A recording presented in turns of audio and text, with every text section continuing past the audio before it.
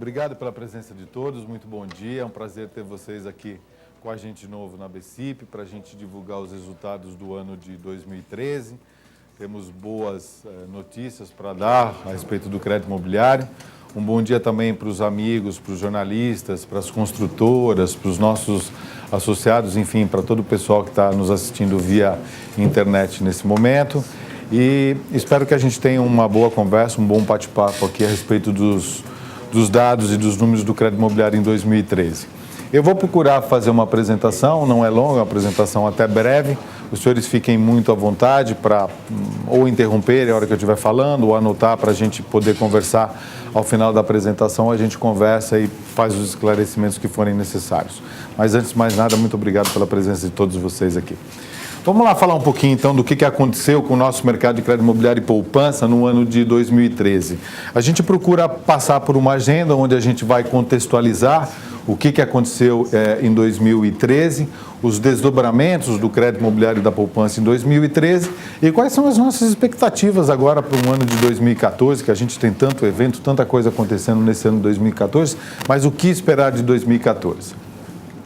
Contextualizando o ano 2013, eu acho muito importante a gente voltar, dar um passinho atrás e falar um pouquinho, relembrar um pouquinho o que aconteceu em 2012, como é que foi aquele ano de 2012. Lá em 2012, nós estávamos experimentando um crescimento do crédito imobiliário até 2011, um crescimento médio de 53%, quer dizer, crescimentos sucessivos. Em 2012, nós tivemos um crescimento de 3,6%. Nós desembolsamos 83 bilhões contra 80 bilhões do ano anterior. Portanto, tivemos um crescimento modesto no ano de 2012. E por que isso aconteceu? Por que ele acabou desacelerando esse crescimento em 2012 para que a gente possa entender esse mercado um pouco? A gente deve observar que a hora que a gente pega o total de desembolsos ocorridos no ano de 2012, desmembrando esse total de desembolsos, na pessoa física, ou seja, aquele mercado da compra do mutuário final, das pessoas, dos consumidores que estão comprando, a gente experimentou um crescimento bastante bom, 22%, razoável, equilibrado, a coisa andou bem. 54 bilhões de desembolsos. Mas no mercado da construção, as construtoras, nós tivemos uma retração muito importante no ano de 2012. E a gente falou várias vezes, eu certamente conversei com vários dos senhores a respeito do que aconteceu no ano de 2012. Quer dizer, o mercado de construtoras, o mercado de novos lançamentos, o mercado de construções novas, no ano de 2012 caiu 20%, saindo de 35 bilhões de desembolso para 28. Que, na verdade, num primeiro momento, a gente olhando a grande fotografia, o big picture, a impressão que a gente tinha é que, poxa vida, a coisa não está andando bem. Mas, no final, entendendo o que aconteceu, conversando com as construtoras e com as incorporadoras, na verdade, a gente percebeu que foi muito importante, muito sadio, muito racional para o mercado que a gente tivesse esse freio de arrumação no ano de 2012, porque a gente vinha de crescimentos, eu não diria nem bons, a gente vinha de crescimentos exuberantes nos anos anteriores, que fez com que, chegou num determinado momento, as empresas falaram assim, não, vamos parar, vamos botar a casa em ordem, nós precisamos de um freio de arrumação aqui, para colocar a casa em ordem, rever os nossos lançamentos, rever os nossos projetos, rever o produto que a gente está lançando, rever a necessidade, a demanda dos consumidores pelos produtos, porque os consumidores também mudam o seu desejo, o seu objeto de desejo, o tipo de imóvel que ele quer adquirir. Portanto, era importante que houvesse um freio de arrumação para a gente colocar a casa em ordem, inclusive até para, principalmente, regularizar atrasos de obras que estavam acontecendo, que não deve acontecer nesse setor, até pela confiança que é muito importante do consumidor na compra do seu imóvel. Então, a gente teve um freio de arrumação que deu uma travada e fez com que o mercado se ajeitasse, se arrumasse. E importante, todas as empresas, todas as construtoras e incorporadoras tiveram essa consciência, tiveram essa maturidade de saber que tinha que tirar o pé do acelerador e colocar o pé no freio para que a gente pudesse arrumar o mercado. Bom, isso posto, isto dito, nós experimentamos aquele crescimento de 3,6% no ano de 2012. E aí, o que esperar de 2013? Quais eram as nossas expectativas no comecinho de 2013, final de 2012, comecinho de 2013, quando a gente conversou? bater um papo e nas conversas que eu tive com vários dos senhores, o sentimento que havia era um sentimento de certo pessimismo, né? A inflação estava começando a descolar, estava começando a crescer, a taxa de juros tinha expectativa de crescimento e o PIB, todo mundo estava numa expectativa de que o PIB não ia conseguir andar numa velocidade que a gente gostaria que acontecesse, numa velocidade maior. Portanto, a expectativa do PIB era de um PIB pequeno para 2013.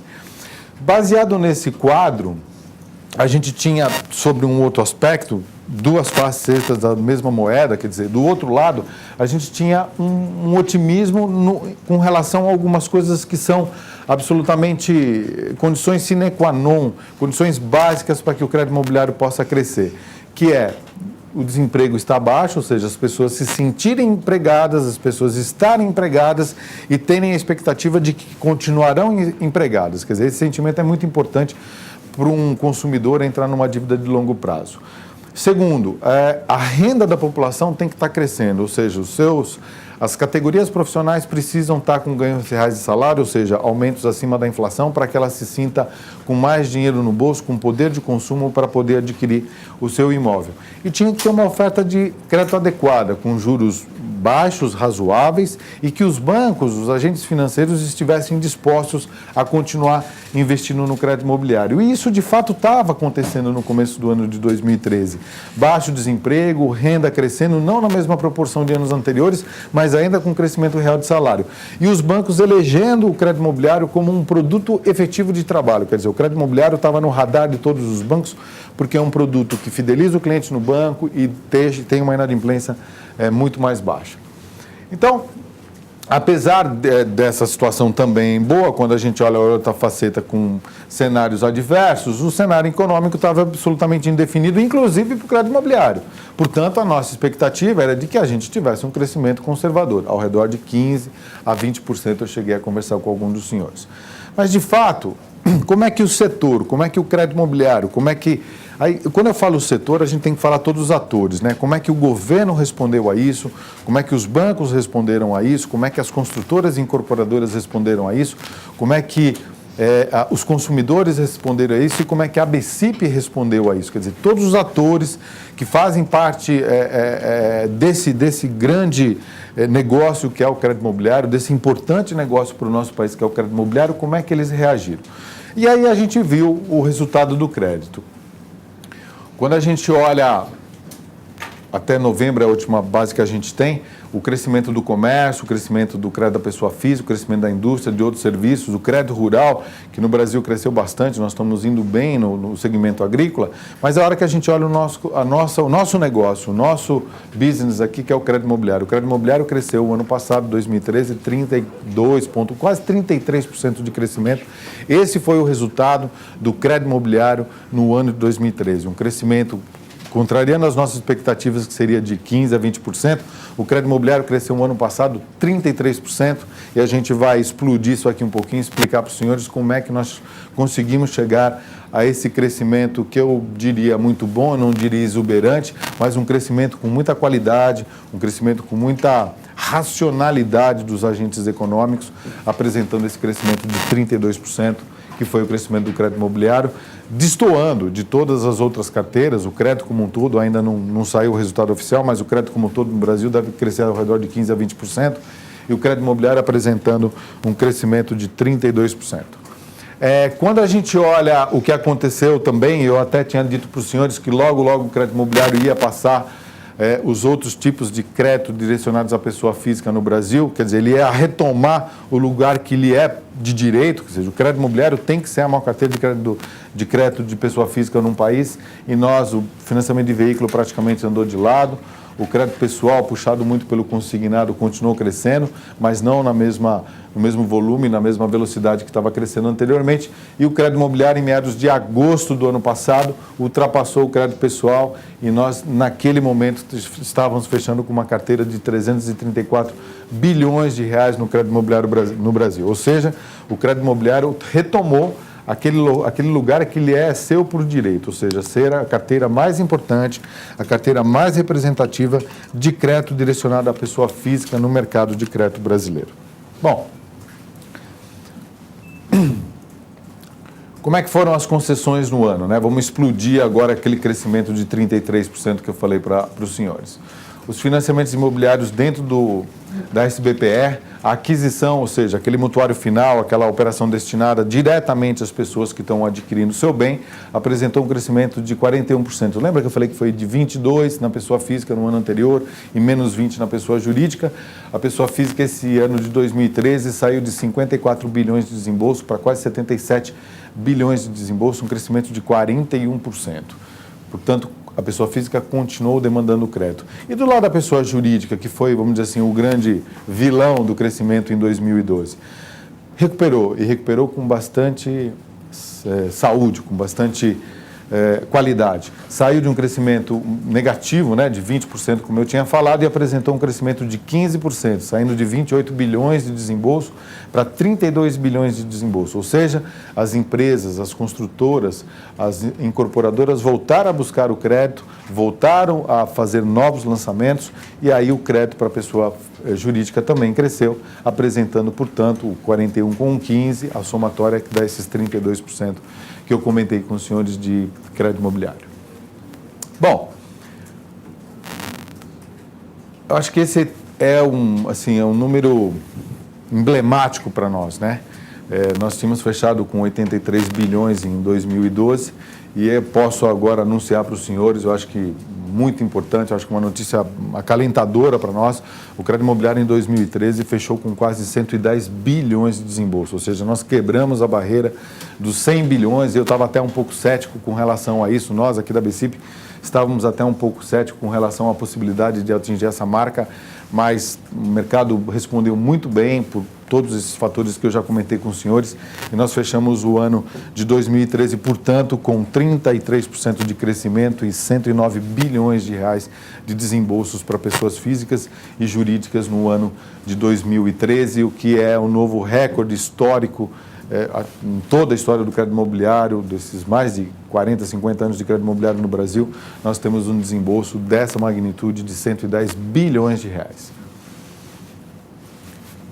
Bom, por que o pessimismo inicial não contaminou o crédito imobiliário, né? O que foi que aconteceu? Mas, Otávio, o que pode ter acontecido? Quer dizer, a PIB não estava andando, taxa de inflação caminhando, taxa de juros perigando aumentar. Por que o pessimismo acabou não contaminando de uma maneira mais forte ou de uma maneira muito mais aguda o crédito imobiliário? E aí eu volto a dizer para vocês aquilo que eu falei para vocês no primeiro semestre. O crédito imobiliário ele tem bases, ele tem pilares muito sólidos para que ele possa crescer. Se a gente não tiver emprego, se a gente não tiver confiança do consumidor, se a gente não tiver renda e se a inadimplência descolar, for alta, a gente não consegue crescer no crédito imobiliário. E foram justamente esses pilares que foram o sustentáculo de crescimento do crédito imobiliário no ano de 2013. Emprego, baixo desemprego, renda crescendo, confiança do consumidor e baixa inadimplência, que fez com que os bancos continuassem apostando e acreditando no crédito imobiliário como um produto de venda efetivamente que tem que estar no seu portfólio. Então, o desemprego bateu lá em novembro 5,5%, apesar da metodologia ter mudado agora do IBGE, com um indicador maior de desemprego, mas olhando a metodologia antiga, o desemprego ainda na base de 5,5%.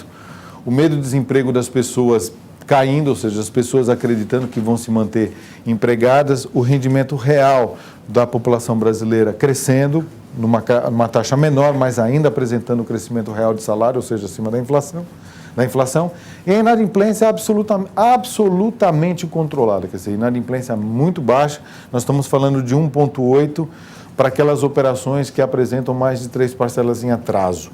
Se a gente for considerar que hoje, com o arcabouço jurídico da alienação fiduciária, você tem capacidade e condição de recuperar um imóvel mais rapidamente, e até pela valorização natural que os imóveis tiveram, o imóvel hoje cobre com tranquilidade só o devedor, esse índice de inadimplência que após a retomada do imóvel, se é que acontece, porque na maioria das vezes as pessoas renegociam, esse índice de inadimplência é inferior a 1%. Agora, acho que a grande pergunta que nós que trabalhamos nesse setor, que trabalhamos aqui na BCIP, que procuramos zelar pelo crescimento desse mercado, o crescimento do crédito imobiliário no Brasil ele é sustentável, ou seja, ele está apresentando um crescimento que não possa ensejar nenhum problema maior no futuro próximo? E aí, quando a gente olha fatores importantíssimos, gente, para que a gente possa analisar o crédito imobiliário, uma das coisas é o LTV. Ou seja, o brasileiro, ele compra imóvel para morar. Portanto, o que a gente observa, quanto é que o brasileiro financia do imóvel que ele está comprando? Apesar de todos os bancos brasileiros, sem absoluta nenhuma exceção, financiarem até 80%, às vezes até 90% do valor do imóvel, a gente segura e estimula que seja financiado no máximo 80% do valor do imóvel, e isso inclusive foi alvo de regulamentação do Banco Central numa resolução recente do ano passado, limitando o LTV a máximo 80% se for com tabela saque, Price, 90% na saque. O brasileiro ainda, quando vai comprar seu imóvel, ele dá no mínimo 35% de entrada, ou seja, apesar do financiamento imobiliário ser a carteira de crédito que tem a menor taxa do mercado, comparativamente com qualquer outra carteira que você possa olhar, o brasileiro ainda ele faz conta, é uma compra absolutamente racional, ele senta com a esposa, ela senta com o marido, discutem a poupança, vende o carro, vamos fazer economia, mas vamos dar uma entrada maior no imóvel para ter uma prestação menor e poder pagar e não termos problema de pagamento, problemas de inadimplência. Portanto, o brasileiro dá 35% de entrada, o LTV médio no ano de 2013 foi de 65%. Quando a gente olha o comprometimento de renda, apesar de todos os bancos trabalharem com 30% de comprometimento de renda, como eu disse para vocês, essa preocupação do brasileiro de comprometer menos a renda dele e poder continuar pagando sempre o seu crédito imobiliário, porque ele está comprando um imóvel que ele vai morar, apesar de chegar a 30%, o comprometimento médio da renda é de 22%. E o sistema de amortização, preferencialmente 95%, talvez até mais do que isso, das operações são feitas no sistema saque, ou seja, uma amortização maior no começo que vai diminuindo ao longo do tempo. Além disso, o tamanho desse mercado, né? Apesar de termos feito, né, uma marca exuberante de 109 bilhões de desembolso, a gente está crescendo ano a ano, uns anos um pouco mais, outros anos um pouco menos, mas ainda no Brasil o crédito imobiliário é algo muito pequeno. Nós temos uma relação crédito imobiliário-PIB da ordem de 8%, então é muito pequeno ainda um crédito imobiliário para um país do tamanho do nosso, com quase 200 milhões de habitantes, com a capacidade de geração de riqueza que tem o nosso país. O crédito imobiliário é uma carteira muito pequena, comparativamente até outros países próximos a gente, como o caso do México, que tem 9%, o Chile com 11%, a China nem se fala com 14%, e aí nós partimos para a Europa, que são mercados mais maduros, com 25%, 40%, Portugal com 60%, Estados Unidos com 70%, Reino Unido com 88%. Então a gente vem crescendo, mas se vocês observarem, nós pegamos aqui uma linha de tempo de 7 anos, vocês veem que o crescimento ele é muito modesto, é muito controlado, um crescimento muito seguro, qualitativo. Então, 1,8, 2,3, 3,1, 4, 5, 6,8, 8,1, quer dizer, 1,3 de variação. Então, o crédito imobiliário está crescendo e crescendo de forma sustentável no nosso país.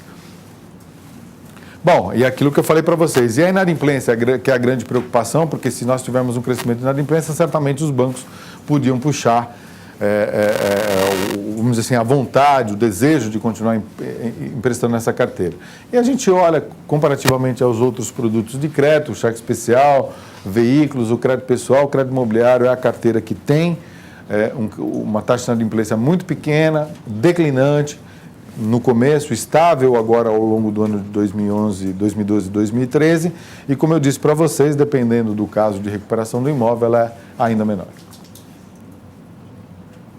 Eu acho que é sempre bom e importante a gente destacar um outro aspecto, porque a gente lê muito, ouve muito, fala muito sobre o endividamento das famílias e o que acontece, né? As famílias brasileiras estão cada vez mais endividadas. Qual é um retrato do endividamento das famílias quando a gente coloca o crédito imobiliário lá no bolso delas? Como é que fica esse endividamento? Eu acho que esse número é importante a gente ter. Lá em 2005, portanto nós estamos falando há 8 anos atrás, o crédito imobiliário representava 3%, o crédito habitacional representava somente 3% no endividamento das famílias.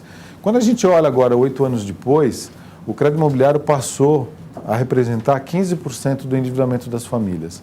Ou seja, a gente precisa lembrar que este número, que não funciona isso aqui, que não funciona, que esse número aqui de 3% do endividamento das famílias lá atrás não estava capturado na dívida que aparece lá bancária, porque essas pessoas basicamente estavam pagando aluguel.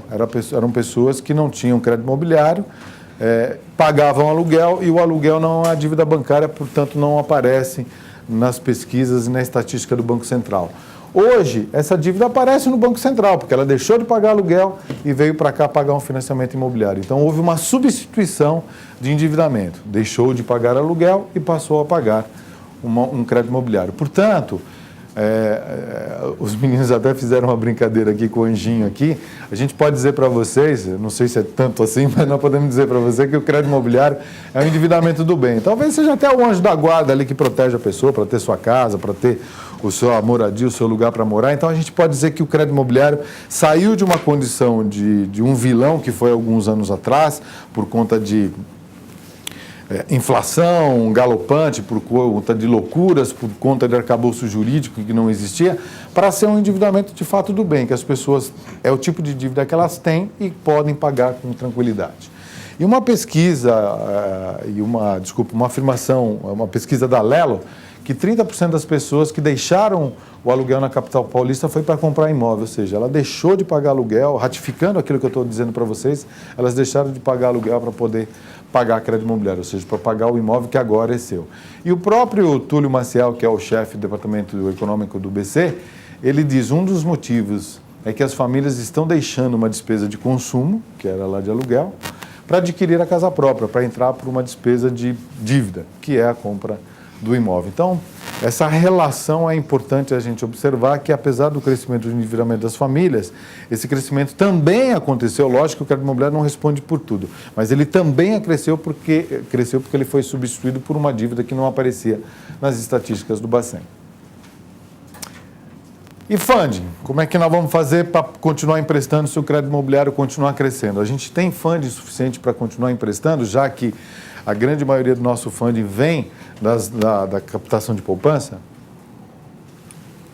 Acho que essa é uma pergunta que preocupava a todos nós. Muitos de vocês estiveram comigo há 2, 3 anos atrás e a gente estava bastante preocupado com isso, mas a coisa virou. A poupança apresentou um ano passado uma captação líquida de 54 bilhões. A gente estava ficando até viciado aqui em divulgar para vocês todo mês. Esse é o melhor mês da série histórica desde 1994. É isso, né, Léo? E todo mês a gente falando a mesma coisa. E de fato esse é o melhor ano de toda a série histórica. Nós captamos na poupança o ano passado 54 bilhões de reais, um crescimento em relação ao ano anterior de captação de 46%. Eu acho que provando mais uma vez que a poupança é de fato a aplicação financeira que dá mais conforto, que o brasileiro tem mais intimidade, vamos dizer assim, né? Ele põe na poupança porque ele acha mais fácil, é mais fácil de controlar, ele põe o dinheiro hoje, daqui a 30 dias o rendimento está lá, o volume de recursos colocados mostra que o brasileiro está aprendendo a poupar, quer dizer, está guardando um pouquinho ali da sobra do seu salário para poder guardar o dinheiro na poupança, fazer poupança, e fechamos, portanto, com um saldo de poupança de 467 bilhões, o crescimento em relação a 2012 de 20% foi o crescimento da poupança. Ou seja, a gente está com recursos na poupança hoje que dá para a gente, mantida as condições normais de temperatura e pressão, ou seja, crescimentos equilibrados de crédito imobiliário e de poupança, nós podemos dizer que nós temos recursos suficientes de poupança para mais 2 anos. Eu diria até o final de 2015, nós temos recursos suficientes para continuar financiando o crédito imobiliário sem nenhuma preocupação. Apesar de já existir outros instrumentos financeiros, isso já está discutido, a gente ainda tem recursos de poupança que dá para a gente continuar crescendo o crédito imobiliário, continuar financiando a aquisição, financiando as construtoras com tranquilidade pelos próximos 2 anos. E aí, o que esperar de 2014, né? Como é que a gente vê 2014? Os meninos fizeram várias fórmulas matemáticas aí para poder tentar chegar a uma conta, mas é muito difícil. Acho que aqui, de vez de fazer todas essas equações, era melhor botar uma bola de cristal para a gente adivinhar o quanto vai crescer.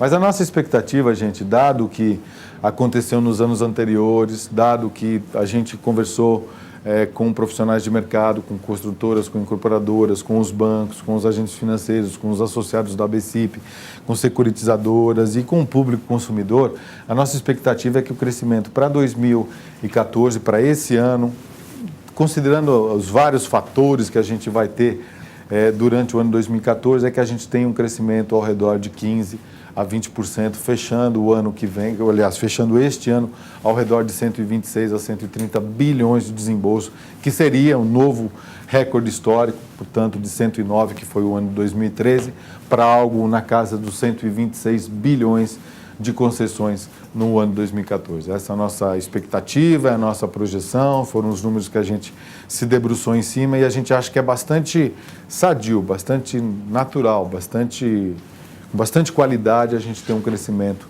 ao redor de 15%. Bom, era isso que eu precisava dizer para os senhores, falar sobre essas notícias boas, notícias que superaram até as nossas expectativas. E a gente agora tem um desafio grande para 2014 para manter esse crédito imobiliário com muita qualidade, com muita saúde, com um crescimento sustentável, que é a maior preocupação que eu acho que todos os agentes econômicos, com todos os atores envolvidos no crédito imobiliário, devem esperar e devem trabalhar para a gente ter no ano 2014. Ok? Na pasta dos senhores, eu acho que o Fábio, o Léo, a Manuela, acho que colocaram essa apresentação que a gente fez. Vocês devem ter todos os números aí e também um sumário executivo dos principais pontos, acho que deve estar à disposição para os senhores aí na pasta. E nós da ABCIP estamos à disposição para qualquer questionamento, qualquer dúvida, qualquer pergunta de vocês. Lógico. Oi, Gabriela. Já nos falamos por telefone. Tudo bem? Tudo, e você? Acho que não. Está funcionando, pode falar. Tá. Não, é só para o ano passado, no começo de 2013, a previsão era de crescimento menor do que esse. De 15% a 20%, isso. Tá. Então, e aí eu posso dizer então que, pelo que você falou, que o que motivou foi esse baixo desemprego, a inadimplência baixa, foi a condição econômica? Certamente, apesar aquilo que eu mostrei no começo, apesar do cenário ser um cenário um tanto quanto pessimista, porque o PIB não deveria andar, a inflação estava crescendo e a ameaça de crescimento da taxa de juros era quase que iminente, vamos dizer assim, mas os pilares necessários para que o crédito imobiliário possa crescer com qualidade, que foram os 4 que eu falei, a renda, o desemprego, a confiança e a inadimplência, esses pilares estavam muito saudáveis. Então, eu acho que isso é que fez o contraponto necessário para que a gente tivesse um crescimento do crédito imobiliário melhor do que aquilo que a gente esperava. E também a gente deve reconhecer, Gabriela, que como as empresas, a pessoa física continuou crescendo, mas as empresas em 2012 tiveram um recuo de 20%. Então, em 2013, acabou tendo um volume recuperou aquele volume de lançamentos que não teve no ano de 2012. Então, isso foi o responsável por o crédito imobiliário ter tido um salto maior no ano de 2013, 32%. Tá, bom dia. A minha dúvida é em relação à projeção para 2014. Você mencionou 15%. Você mencionou uma estimativa de 15% de alta. Queria saber qual que vai ser a participação de pessoa física e de pessoa jurídica nesse crescimento. E outra coisa que, só completando, Pois não, desculpa. Tendo em vista o cenário, queria entender qual é a diferença do cenário que fez com que em 2013 houvesse um crescimento de 32% e vocês projetassem uma alta que equivale a metade disso para 2014. Qual que é a diferença do cenário que fez crescer 32% em 2013, por que vai crescer só metade em 2014? Ok. Como a gente disse alguns slides para trás, e está aí na apresentação de vocês, como em 2012 a gente teve uma retração muito grande das construtoras, em face disso, a expectativa é que não houvesse uma recuperação mais acelerada, que as construtoras iam ficar com um crescimento menor, quer dizer, os lançamentos iam ocorrer de forma mais paliativa ao longo do ano. Todavia, o que a gente percebeu é que após um freio de arrumação, que ele acabou acontecendo de forma mais rápida, as construtoras retomaram os seus lançamentos, porque revisaram sua grade de produtos, a sua grade de lançamentos, a grade de tipo de apartamento, de casa, de imóvel, portanto, que ia oferecer para as pessoas. E esse crescimento de uma expectativa de recuperação em torno de 5% a 10% acabou se traduzindo em quase 20%, que foi o que aconteceu, está no anterior, que foi o que aconteceu ano passado, quer dizer, 15%, aliás, retraiu 20% no ano de 2012 e cresceu 15% no ano de 2013. Então, esse crescimento maior da pessoa jurídica acabou puxando esse crescimento para cima. E, por outro lado, a gente precisa sempre lembrar, e é sempre muito difícil a gente conseguir matematicamente você mensurar isso, porque, diferentemente de uma fábrica sei lá, de copo, de garrafa, que o cara produz hoje e amanhã está na prateleira para vender, o ciclo produtivo do crédito imobiliário ele é muito longo, né? Até comprar o terreno, ter todas as aprovações, licenças de prefeitura, etc. Esse ciclo, às vezes, demora 5 anos.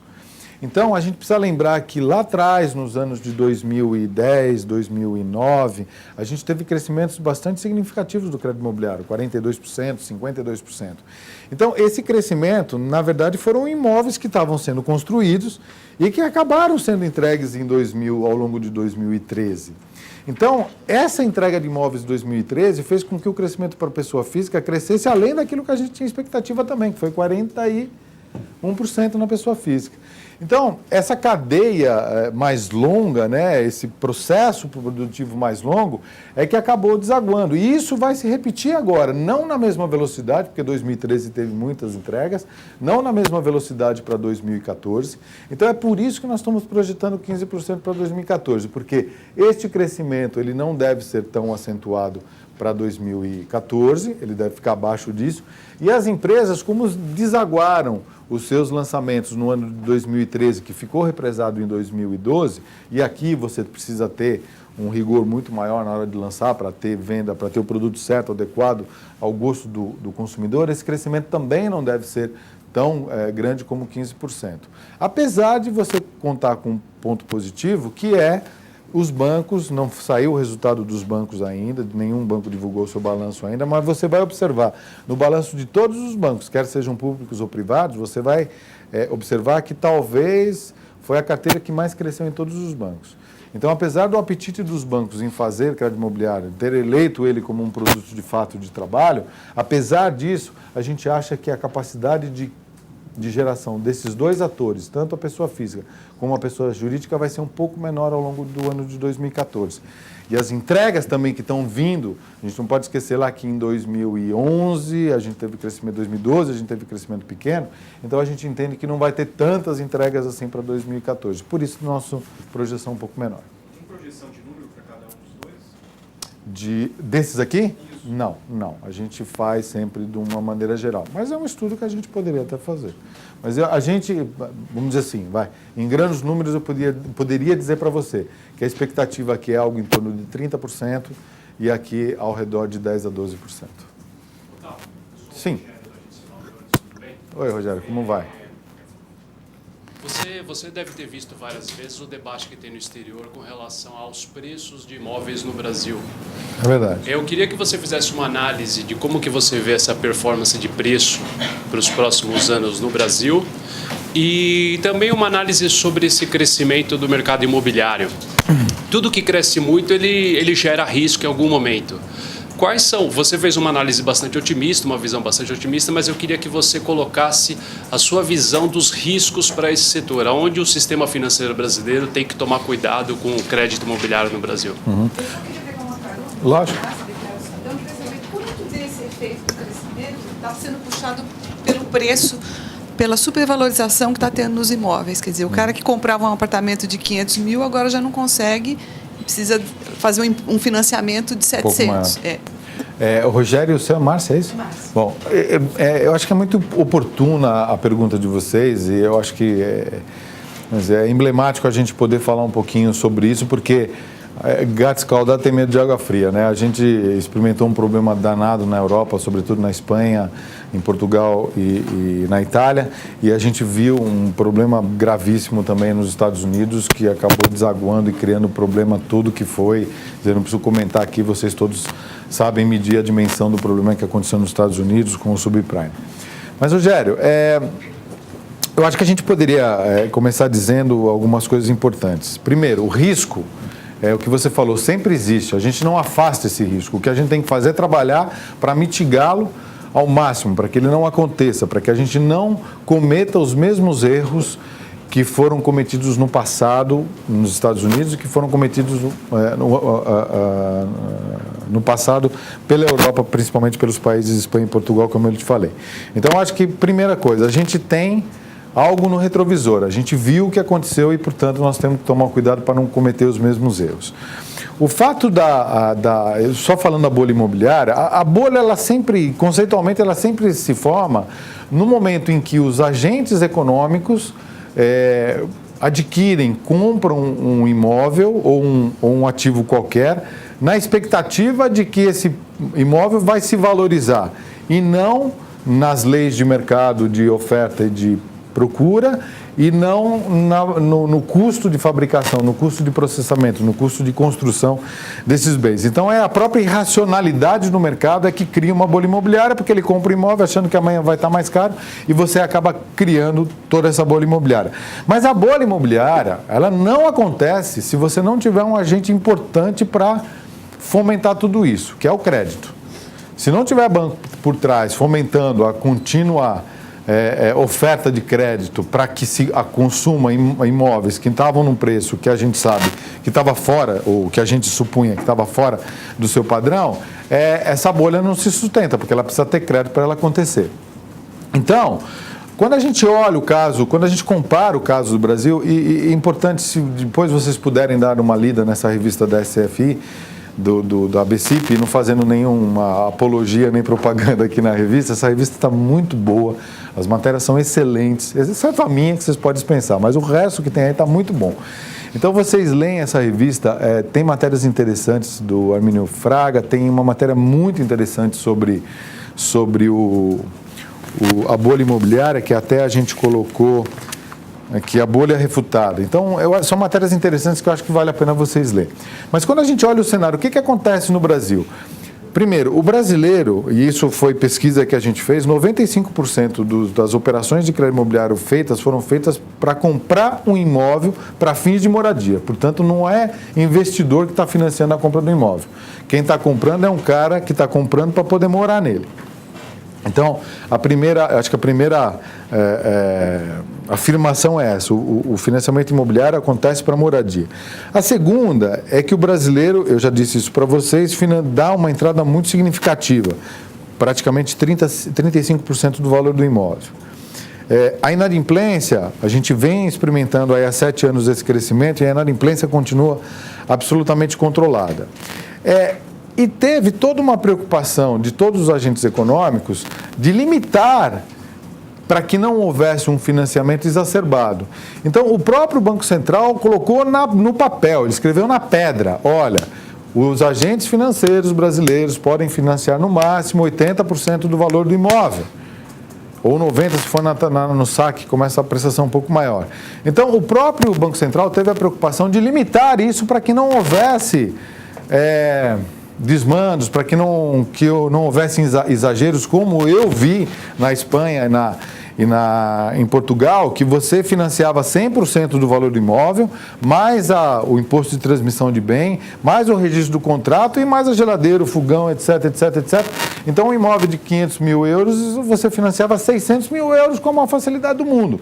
Então, um preço que já estava sobrevalorizado se sobrevalorizou ainda mais, porque você tinha um financiamento que não estava diretamente ligado ao objeto fim do financiamento, que era o imóvel, mas sim a todos os acessórios que estavam em volta. Então, se teve uma diminuição de valor, e seja ela qual for, se fosse só de 5%, de 10%, os financiamentos estariam descobertos nesses países da Europa, porque se financiou mais do que valia o imóvel. Então, no Brasil, mesmo que houvesse, e aí eu acho que é Gilberto, né, Gilberto? Gilberto, é isso? Rogério, desculpa. Mesmo que houvesse uma desvalorização dos imóveis, o que eu particularmente não acredito, eu acho que o que vai acontecer daqui para frente é que os preços vão se manter estáveis, e isso já está acontecendo. Ele está se valorizando praticamente pelo índice da construção, pelo INPC, enfim, pelo índice de inflação, e você não deve ter mais valorizações absurdas, a não ser uma outra zona de absolutamente prosperidade, você fala, mas o imóvel lá na Vieira Solto, o cara está vendendo por 66 milhões que saiu no jornal. Mas, pô, quantos caras de nós aqui comprou um apartamento na Vieira Solto? Quantas pessoas a gente conhece que tem um apartamento na Vieira Solto? Isso é exceção, não dá para a gente tratar isso dentro do nosso mercado. Mas um apartamento na Faria Lima custa 10 milhões de reais, na Vila Nova Conceição custa 20 milhões de reais. Pô, mas, gente, a limitação de terreno, de pessoas que querem pagar para morar naquele local, ok, se ela tem dinheiro e quer pagar, vale ou não vale o imóvel, essas pessoas normalmente nem financiam o imóvel, ela está comprando com recursos próprios. A gente falando do mundo de financiamento, o que a gente percebe é que o valor financiado ele está muito coerente com aquilo que a pessoa, vamos dizer, a valorização que está acontecendo naquela região. E, portanto, o que a gente percebe daqui para frente, ou pode, vamos dizer assim, o que nós podemos concluir daqui para frente é que a gente deve ter uma valorização muito mais em linha com a valorização, com o custo, do que qualquer valorização adicional. Tem um outro dado importante também, que acho que, Rogério, vale mais a gente comentar, é que se a gente olhar o que aconteceu com o mercado imobiliário no Brasil nos últimos 10 anos, 2003 a 2013, esse dado é do Secov, está lá para vocês confirmarem. O que pode valorizar um bem, um imóvel, um carro, essa garrafa ou copo? É o quanto custa para ela ser construída. Quer dizer, quanto a isso não dá para fugir. Além da valorização por conta de oferta e procura, por conta da demanda, você tem a valorização por conta do custo, ou seja, se os custos aumentaram, naturalmente você vai ter que aumentar o preço do imóvel. O que a gente observou nos últimos 10 anos, aí tem um outro item importante. Vamos supor, vou devolver uma pergunta para vocês dois agora. Vamos supor que você comprasse um imóvel. Qual seria a valorização que você, fora essa valorização mais alta que aconteceu, uma valorização natural que você esperaria? Pô, eu comprei um imóvel por 1 milhão, por um. Quanto é que eu acho que vai valorizar esse imóvel depois de um ano? Uma valorização que eu me sentiria satisfeito como investidor, ou como tendo o sentimento que o imóvel está se valorizando. 3% ao ano seria razoável? 4% ao ano? Acho que sim, né? Então, vou dar um dado para vocês. Se vocês pegarem os dados de crescimento dos últimos 10 anos do preço médio do imóvel no Brasil, ele cresceu, descontado o custo, ou seja, descontado o INCC, ele cresceu 55% nos últimos 10 anos. 55%, se você capitalizar isso, dá 3,7 ao mês, 3,7 ao ano de crescimento. Então, é fato, se a gente olha os últimos 5 anos só, você vai ver uma valorização nos imóveis, sobretudo em alguns lugares, que a gente não tinha a expectativa que poderia acontecer. Mas que aconteceu por conta de oferta e demanda, por as pessoas que querem morar naquele local, por escassez de terrenos e pelo próprio custo de construção que aumentou. Mas dentro de uma situação de normalidade, vamos pegar a média do que aconteceu, os preços dos imóveis cresceram em termos reais, descontado o INCC, cresceram 55% em 10 anos. Isso significa um crescimento anual de 3,7%, o que não é nenhum absurdo, é um crescimento absolutamente racional. E a gente tem que considerar também, e vocês há de convir comigo, se eu vou desprezar esses últimos 5 anos, então eu vou pegar 2008, antes da crise, vou pegar 2008 até 1998, vou pegar 10 anos para trás. Olhem o preço dos imóveis, e não precisa ir qualquer longe, pega onde vocês moram. Olha quanto era o preço dos imóveis e percebam se houve valorização dos imóveis de 1998 a 2008. Nós ficamos praticamente 10 anos com os imóveis andando de lado, andando com um preço praticamente não se valorizando, tendo uma valorização muito tímida. Então, eu entendo, concordo e acho também que esses preços eles vão parar de crescer na velocidade que cresceram, exceto as exceções que eu falei para vocês. E concordo que isso é uma realidade. Mas a gente também tem que olhar o cenário histórico, o que aconteceu com o Brasil de uns anos para cá e o preço dos imóveis, que é um bem de raiz, é um bem que todo brasileiro quer, é um bem que a gente perpetua, que a gente tem até como bem de família, ele de fato apresentou um crescimento muito moderado nos últimos 10 anos. Isso significa que desse salto de 110 bi, pouco se deve ao aumento de preço dos imóveis? Não, ele se deve também a aumento de preço. Olha, a gente teve um crescimento, inclusive, do número de imóveis financiados, não é isso, Léo? Acho que você tem esse número aí, não é? 17% cresceu o número de imóveis financiados, ou seja, a gente financiou mais. Então, os imóveis sofreram uma valorização e a gente financiou mais porque os preços deles também cresceram. Então, você teve...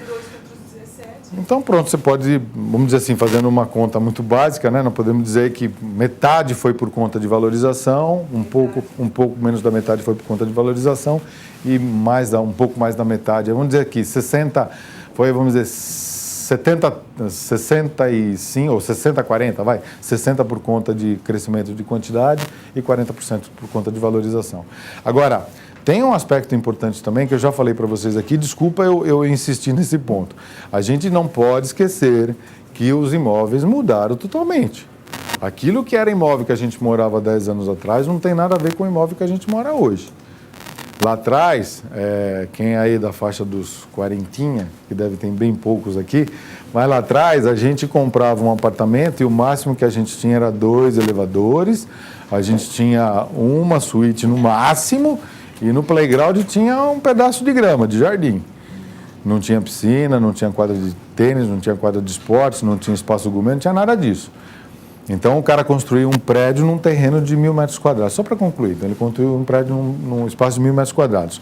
Hoje, qualquer imóvel, eu desafio a vocês, vai ver um imóvel dentro do SFH, um imóvel de 400 mil, de 300 mil, de 500 mil. Vai ver o que tem nesse... O apartamento pode até ser menor, e de fato o apartamento é menor. Mas olhem o que tem lá embaixo, quer dizer, você tem 2 subsolos de garagem, porque tem que ter no mínimo 2 vagas de garagem, porque o marido e a mulher trabalham, você tem um playground, porque as crianças ficam em casa, você tem a quadra de tênis, você tem a piscina, porque o final de semana o sujeito não quer ter que pegar o carro e ir para um clube, aliás, ninguém mais vai para clube, ninguém quer ir para o clube para poder ter o seu lazer no clube, ele quer ter o seu lazer lá dentro do apartamento, lá onde ele vive, por conta de trânsito, por conta de segurança, por conta de economia, enfim, por conta de um monte de coisas. Tem um espaço gourmet para ele fazer o churrasco dele, fazer a comida dele, fazer a cervejada dele com os amigos, enfim. Então, o perfil de consumo do consumidor brasileiro mudou radicalmente. E isso custa dinheiro, quer dizer, você precisa ter um terreno maior, porque você tem que fazer piscina, tem que fazer mais vaga de garagem. Então, essas coisas a gente tem que levar em consideração na formação do preço do imóvel também. Desculpa.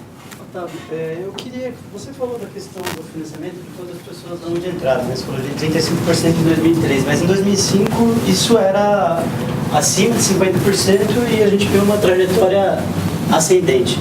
Essa trajetória vai continuar ascendente e quais são os impactos? Quer dizer, porque a gente está se aproximando aqui perto daquele limite dos 80%. Começou, não, desculpa. Caiu. De fato, ela deve crescer. É que aqui é difícil até a gente considerar, porque você lembra o que era a taxa de juros e como é que os bancos operavam nesse mercado de crédito imobiliário, com muita restrição. Então, muito poucas pessoas financiavam e o volume financiado era inexpressivo. Volta na tela, a gente tem o volume de desembolsos em 2005, Léo, está aí na tua mão? O volume de desembolso em 2005, está aí na tela, está aí na apresentação. Em 2004, 3 bilhões 3 bi o ano inteiro. Esse ano que passou foi 100 bilhões, então você faz mais ou menos a ideia. Então é muito representativo. Mas de fato está havendo um crescimento. Mas acho que é importante, Caio, a gente observar o seguinte: apesar dos bancos financiarem até 80% e outros até 90%, ainda há um crescimento muito pequeno. Você vê, 2009 para 2010 cresceu 2%. 2011, aliás, em 2 anos cresceu 2%. De 2011 para 2013 saiu de 63% para 64,9%. Ou seja, cresceu 1,5% em 2 anos. Ou seja, 0,75%. Então, isso aqui vai continuar crescendo? Vai. O ano que vem você vai ver um financiamento, um percentual aqui talvez ao redor de 65,5%, 66%. E ele vai chegar, sabe aonde? O limite dele vai chegar nos 70%. E mesmo assim, 70% significa LTV de valores históricos. Ou seja, se você tirar a valorização que os imóveis tiveram aqui, este número aqui cai ao redor de 55%. Porque eu estou pegando 64% pelo valor do imóvel no dia do financiamento. E considerando que a gente teve valorização desses imóveis ao longo dos anos, se a gente pegar de fato o valor desse imóvel hoje aqui, esse número cai para 55%. Por isso que a gente tem bastante conforto ainda, mesmo que ele chegar a 70%. Tá? Otávio, Sim. É o Felipe do Valor. Oi, Felipe. Como é que você vê a questão dos imóveis usados contribuindo para a aquisição? Você tem alguma ideia de quanto desses imóveis de aquisição foram entregas de novos e quantos foram imóveis usados financiados? Eu sabia que você ia fazer essa pergunta, né, Léo? Tá aí? Tá aqui na tela para você. Eu não sabia que você, mas eu sabia que alguém ia perguntar. Eu não sei se ele vai conseguir colocar na tela, mas eu entrego para vocês. Quanto é que é, Léo? Pode falar aí, depois a gente mostra. 64% é de imóveis usados, é isso? É meia... Aquisição? Não é aquisição, é 60% de imóveis usados e 40% de imóveis novos. Ou seja, os novos que estão se financiando, uma boa parte vem da pessoa jurídica que está repassando a unidade, né? Mas 60% é de imóvel usado. E como é que está a curva? O usado tem ganho mais espaço? No ano passado foi quanto? 63? 64% A mesma coisa? Mesma coisa. Um ano antes foi 63, então também não está tendo um descolamento muito grande e a tendência é que esse número ele vá crescendo um pouquinho mais nos novos, porque você vai ter mais entrega de empreendimentos, né? Ou seja, daqueles empreendimentos que estão construindo, e o mercado de usado continua no seu crescimento natural. Então a ideia é o momento de chegar de 60-40, 50-50, mas isso vai demorar muito ainda. A relação deve continuar, Felipe, ao redor de 60-40. Otávio, eu queria te perguntar se o ajuste de 2012, na sua opinião, foi concluído de fato. E em relação ao LTV ainda, até qual percentual você acha que ainda é saudável um LTV? Falou de que chegaria até 70, mas acima disso já fica preocupante? É o que eu estava falando pro Caio. O que é a primeira coisa que você perguntou mesmo? Desculpa, me perdi. Então. A gente entende que um LTV, por aqueles motivos que eu expliquei, né, que historicamente, se a gente pegar o valor corrigido desses imóveis aqui, aos preços de hoje, comparativamente ao valor financiado, você vai ter um LTV ao redor de 55% ajustado aqui. Se chegar a 70%, a gente continua ainda com uma margem muito boa, porque a hora que você pegar o valor ajustado, você vai estar falando em torno de 60%. Então a gente continua bastante confortável. Mas no limite, e vendo o que vai acontecer hoje, a gente entende que pode chegar aos 80%, que não teria problema nenhum. Mas a chance disso acontecer, de chegar lá a 80%, se acontecer, vai demorar muitos anos para acontecer ainda, até porque você vê que a gente está fazendo 100 bilhões de financiamento, fez 82 no ano anterior, e o crescimento em 2 anos aqui foi de 1,5%. Então, 70% ou 80% que chegar. Mas você pode ter certeza de uma coisa, se houver qualquer sinal, eu acho que isso é importante. As conversas que a gente tem com a autoridade monetária, com o Banco Central, se a gente tiver algum sinal de deterioração do quadro, é certo que esse LTV vem para baixo. Os bancos naturalmente vão trazer o LTV para baixo. A gente não vai continuar financiando 80% ou 90%. Certamente vem para 75%, vem para 70%, até como medida de precaução. Não me parece, vou ser muito sincero, não me parece que vá haver necessidade disso. Porque a própria tipologia do consumidor brasileiro, ela é diferente. Ele é de dar entrada mesmo, é dele poder dar a maior entrada possível para pagar a menor parcela possível, porque ele está comprando um imóvel, não é para ir para a praia, não é para ir para o campo, é para ele morar. E por conta disso, a preocupação dele de pagar. Sobre o ajuste de 2012, você acha concluído?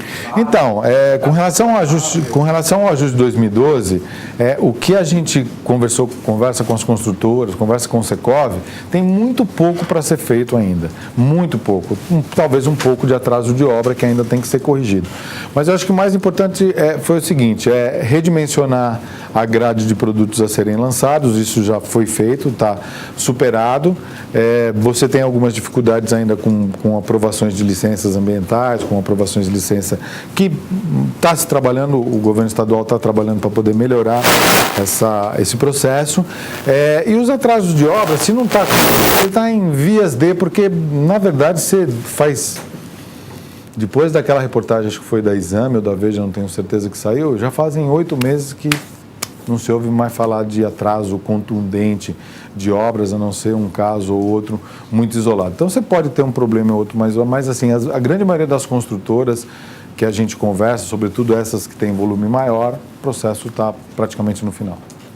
Otávio, Eu queria saber o seguinte, Oi. nessa projeção Só um minutinho. de 15% para 2014, vocês estão considerando um cenário de aumento da taxa Selic, um desemprego que provavelmente não vai ser tão baixo quanto a gente vem tendo aí nos últimos anos, qual é o pano de fundo que vocês estão considerando para um crescimento de 32% nesse ano e para 15% no ano passado e para 15%? Eu acho que essa pergunta é a pergunta que está na cabeça de todos, né? Não tenha dúvida nenhuma.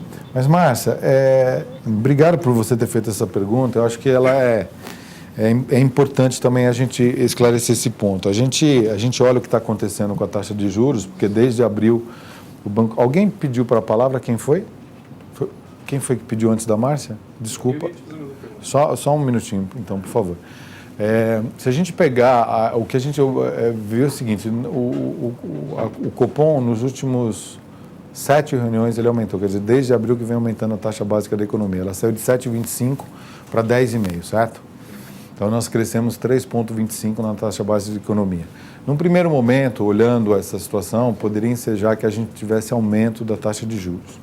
E até no primeiro semestre, eu não sei quem me perguntou, não sei se foi você, alguém me fez essa mesma pergunta. Qual o impacto que isso teria no crédito imobiliário?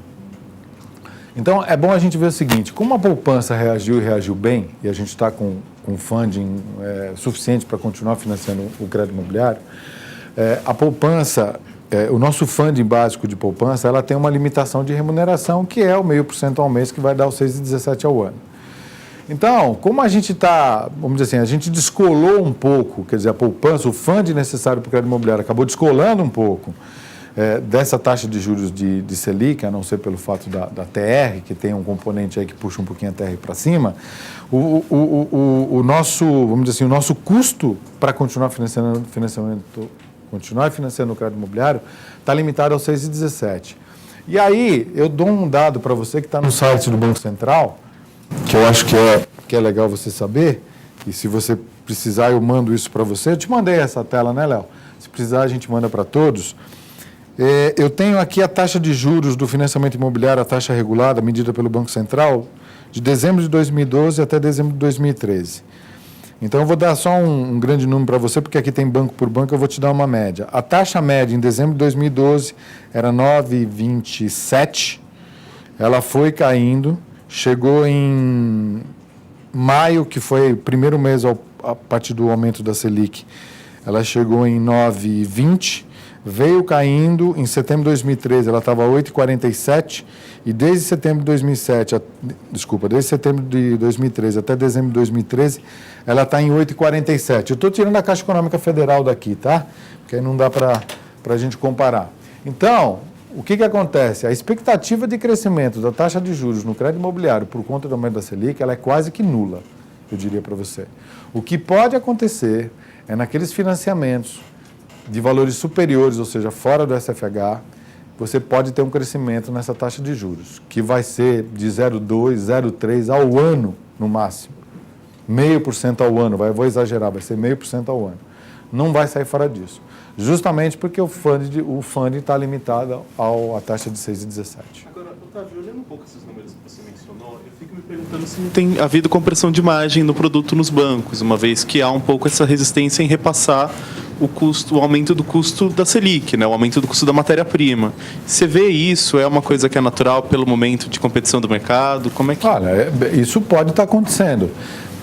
De fato, pode estar acontecendo de os bancos não estarem aumentando mais a taxa de juros por conta de uma concorrência mais acirrada de um mercado que tem um produto muito bom. Mas eu diria para você o seguinte, o mais importante do crédito imobiliário, se a gente olhar o spread do crédito imobiliário, o spread do crédito imobiliário ele é muito tímido. Se você considerar, eu vou botar aqui uma taxa alta, que não é a taxa que está acontecendo hoje no mercado, eu vou falar que ela seja 9. Se você tem um custo de 6,17, quer dizer, você tem um spread de 3. Você tira o teu custo de inadimplência, vou botar 1%, ficou 2%. Você tira teus custos fixos, que eu vou botar mais 1%, é mais do que isso, porque o crédito imobiliário, o custo de originação de um crédito imobiliário é caro. É jurídico, é papel, é certidão, é gente para analisar, enfim. Mas vou colocar que seja mais 1%. Então, quanto é teu spread do crédito imobiliário real? É 1% ao ano. Então, o spread do crédito imobiliário sempre foi e sempre será um spread muito baixo. O que depende e o que precisa é a competência dos bancos em reter esse cliente, fidelizar esse cliente, para que ele possa dar um retorno maior ou ter um spread maior no cross-selling, no conjunto da obra. Então, você, Felipe, comprou um apartamento financiado pelo banco XYZ, eu não vou citar nome até para não cometer uma indelicadeza, e não citar o meu, né? Mas você comprou um imóvel financiado. Então, pô, você queria morar... Você é casado ou não? Você é solteiro? Solteiro. Você é solteiro. Pô, tô louco para morar sozinho, preciso sair da casa dos meus pais, eu preciso comprar um imóvel, como é que eu faço? Aí tu vai lá no banco XYZ, um gerente legal lá, chamado Otávio, te atende. Felipe, eu vou te ajudar a tu realizar teu sonho. Tu vai comprar teu imóvel. O que você tem de dinheiro? Quanto você precisa de financiamento? Vou conseguir uma taxa boa para você. Aqueles 9 que o Otávio da BCP falou, é mentira dele. Eu vou te fazer a 8,5 porque você é um cliente bom. Aí você financia um imóvel comigo. O teu, é lógico que a gente não pode colocar o sentimental acima do racional, mas o teu sentimental com relação a esse banco que te financiou, não tem jeito. Você vai pegar a tua conta de luz, você não vai botar em débito automático com outro banco se o teu financiamento está lá. Você vai botar a tua conta de luz, tua água, conta de água, teu telefone e teu gás. Já são 4 produtos que você vai ter com o banco. Aí, você não vive sem um cartão de crédito hoje no mundo. Então, você vai precisar de um cartão de crédito, se não 2. Você vai fazer o teu cartão de crédito aonde? No banco, onde você está as suas coisas. Você vai falar, pô, eu tenho um carro, eu tenho o apartamento, tem 2 vagas de garagem e o meu carrinho. Vou financiar um carrinho mais novo. O Otávio vai dar uma taxa boa lá para mim. Você vai fazer o financiamento do teu veículo lá. É natural que as pessoas tenham esse relacionamento mais próximo com o banco. E isso eu não estou falando de estudo acadêmico, eu estou falando porque eu estou 35 anos nesse mercado, eu sei o que é ser gerente lá do banco. Aliás, fiquei 20 anos sentado na mesa de um gerente, como gerente de banco, gerente de agência. Então é natural que as pessoas acabam tendo predileção por ficar. Então 1% que eu vou ganhar com você do crédito imobiliário, negão, é nada. O que importa é toda a rede de relacionamento que eu fiz com você. Então, é todos os outros produtos que você tem no banco. Entendeu? Então, por isso que o crédito imobiliário não é porque descobriram, de repente, os bancos que o crédito imobiliário é importante, que a inadimplência dele é baixa. Não é isso só. Não é porque tem exigibilidade para cumprir que a gente faz crédito imobiliário. Também é, mas porque o crédito imobiliário é bom. Ele é bom para os bancos, é uma carteira boa. Todos os bancos do mundo, se você pegar todos os bancos, banco americano, banco europeu, banco australiano, a maior carteira de crédito deles é crédito imobiliário. Então é questão de ser uma carteira sadia, é um empréstimo sadio, fideliza o cliente no banco, traz bons resultados, traz bons retornos. Então o crédito imobiliário ele tem uma aura de relacionamento de perene com o cliente muito boa, e é isso que faz com que a taxa de juros a gente entenda que não vai crescer, porque nós experimentamos 3,25% de crescimento aí, a taxa de juros do crédito imobiliário se manteve estável. Deve continuar. Mesmo com a Selic mexendo no ATR. Mesmo vale com mais a pena, enfim, o spread do tão bom, o é porque spread do cliente. É porque a TR está dada, né? Numa ponta ou na outra ela está dada já, né? Porque a poupança corrige a 6,17 mais TR. O crédito imobiliário corrige a taxa que foi feita lá mais a taxa, né? A 8,47, 9 mais a TR. Então, ela está dando nas duas pontas, né? Tá. É um prazer. Marcela, da Reuters, eu li no artigo da revista que a expectativa é que a relação entre crédito e PIB dobre em 5 anos. Eu queria saber se é isso mesmo e qual deve ser a taxa de crescimento anual para a gente chegar até lá.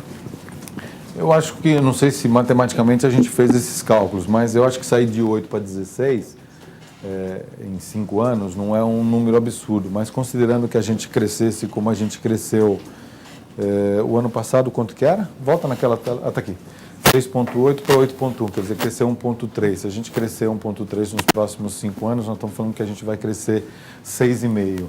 Então, essa taxa aqui vai por volta de 14,3. Então é isso, é crescer 1%, 1,3 ao ano, a gente chega no mesmo ritmo do ano passado.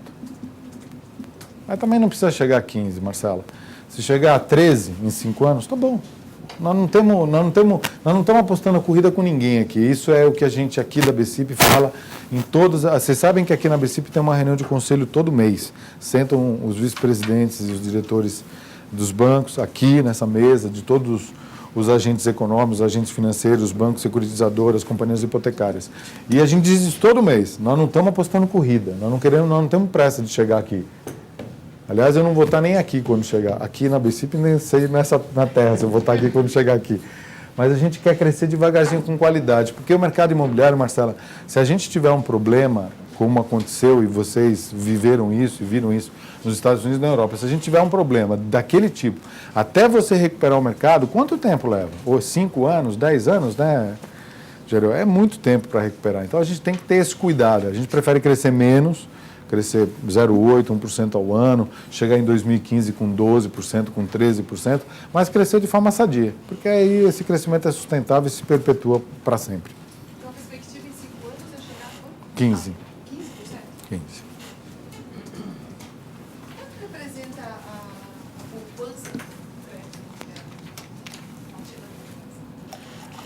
A fatia da poupança no crédito... O SBPE é quanto dá? 50%? Não, quanto é que nós temos de financiamento imobiliário com recurso de fundo de garantia? O valor é mais ou menos uns 60%, 40%. É 60% na poupança e 40% no fundo de garantia, né? Oi. Eles falam um pouco falando de banco, né? O apetite deve continuar. Como você está vendo isso da parte da concessão? Olha, como é seu nome? Desculpa.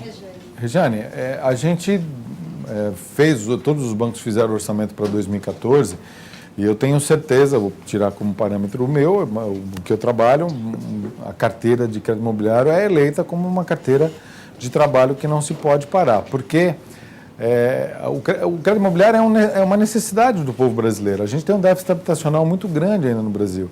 Então, as pessoas vão continuar comprando, vamos dizer assim, necessitando comprar imóvel, as pessoas vão continuar casando e, portanto, comprando imóvel, as pessoas vão continuar descasando e, portanto, precisando comprar imóvel.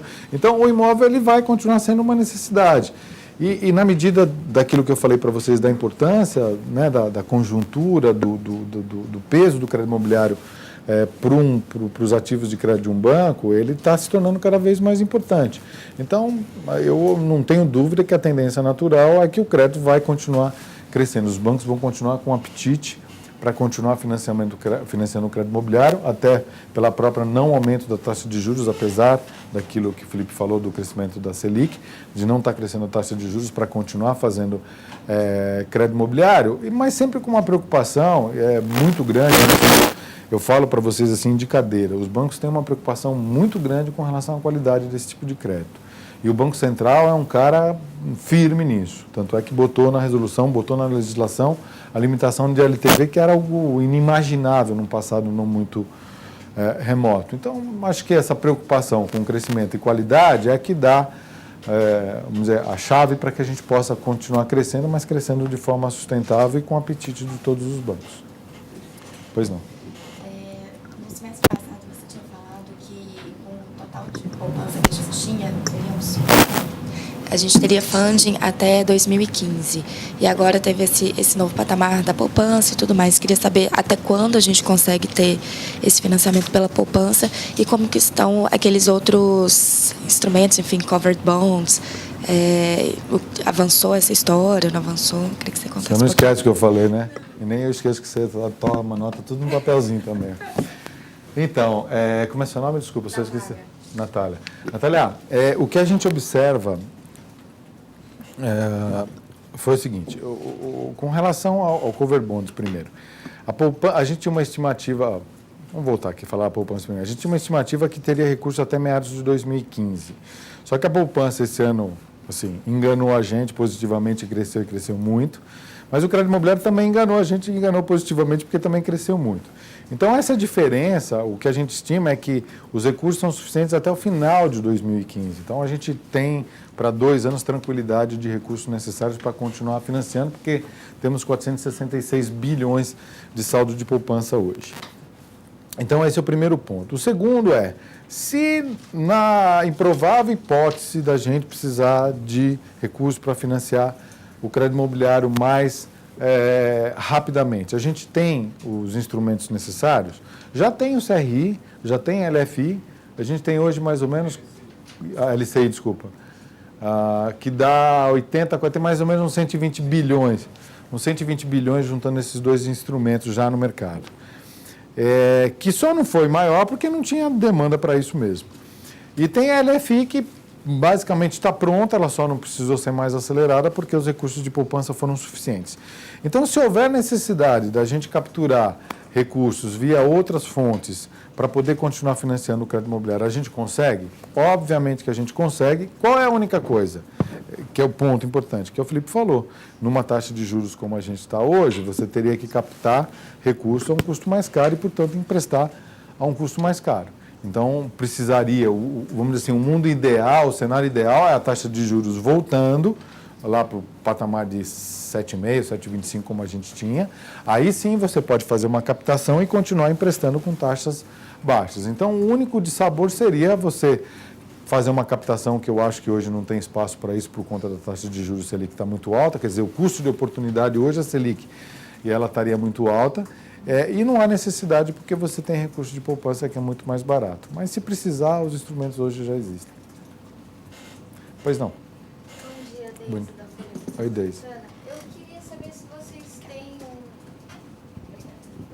a gente tem aí um aumento de 32% no crédito imobiliário e uma perspectiva de 15 a 20. Isso. A gente pode falar desses números no que diz respeito a regiões, estados, não sei?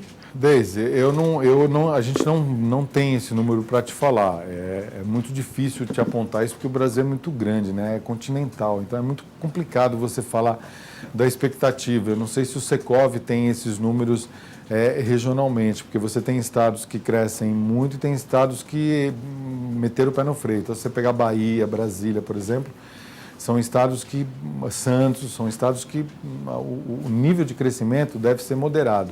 Quer dizer, vai ser moderado na pessoa jurídica, porque vai construir menos, mas ele vai ser mais acelerado na pessoa física, porque aqueles imóveis que já estão em construção serão entregues, entendeu? Então, você sai do crescimento na pessoa jurídica e cresce na pessoa física, porque está fazendo o repasse das unidades. São Paulo deve continuar apresentando um crescimento natural, normal, que a gente já observou esse ano. O Rio de Janeiro é um mercado que você já tem muita dificuldade de encontrar terreno para construir, porque ele está sitiado, né, entre o mar e o morro. Então, não tem muito jeito de você construir mais, não tem mais terreno. Então, você deve ter crescimento lá para o lado como é que chama lá? Da Barra da Tijuca, Recreio dos Bandeirantes, enfim. Para aquele lado é que está havendo o eixo de crescimento do Rio de Janeiro, sobretudo por conta das Olimpíadas também, porque você tem, como tem muita concentração lá na Barra da Tijuca, você vai ter um eixo de crescimento para aquele lado. E o Nordeste, assim, agradavelmente, está apresentando crescimentos bons, Piauí, Fortaleza, Manaus, que já é um crescimento um pouco menor, Recife, com um crescimento bom. Então, eu não saberia te dizer individualmente. Acho que é um trabalho até que a gente poderia, junto com o Secov, fazer. Te prometo que vamos pensar nisso, mas eu não sei te dizer, assim, pontuar, te dar números, mas qualitativamente eu sei te dizer os mercados que estão melhores. Tá bom? Mais alguma coisa, gente? 5 para meio-dia, faz mais uma pergunta para acabar meio-dia, a gente acaba em horário fechado. Bom, moçada, eu só tenho a agradecer vocês, desculpa se a gente acabou se estendendo no horário aqui, mas eu acho que foi muito bom ter a presença de vocês. Eu quero agradecer muito em nome de todo o time da BCIP a presença de vocês aqui. Essa moçadinha que trabalha aqui, eu não vou conseguir lembrar o nome de todos, mas essa turma todinha que está aqui, Felipe, o Fábio, a Manuela, Léo, o Fred, o Rafa, enfim, faz esse trabalho aqui há muito tempo para poder entregar isso para vocês, para poder fazer esse trabalho com vocês. Espero que a gente tenha trabalhado de acordo, que esteja ao contento de vocês o trabalho que foi feito. E os números contra fatos não há argumentos, não dá para eu desmistificar os números estão aí. A gente tem uma expectativa muito boa, foi além daquilo que a gente esperava para 2013. E 2014 a expectativa é boa, muito consciente, muito pé no chão, que deve ser, eu acho que a preocupação. E o trabalho de vocês, de imprensa, é muito importante para que essa percepção de que o mercado deve crescer, deve sempre crescer, mas com muita moderação, com muita responsabilidade, acho que o papel de vocês também é fundamental para que a gente tenha essa consciência. Quer dizer, todos os agentes têm essa consciência, seja o governo, as empresas, as pessoas físicas ou as instituições financeiras. Portanto, muito obrigado pela presença de todos vocês e em breve estaremos juntos, tá bom? Muito obrigado.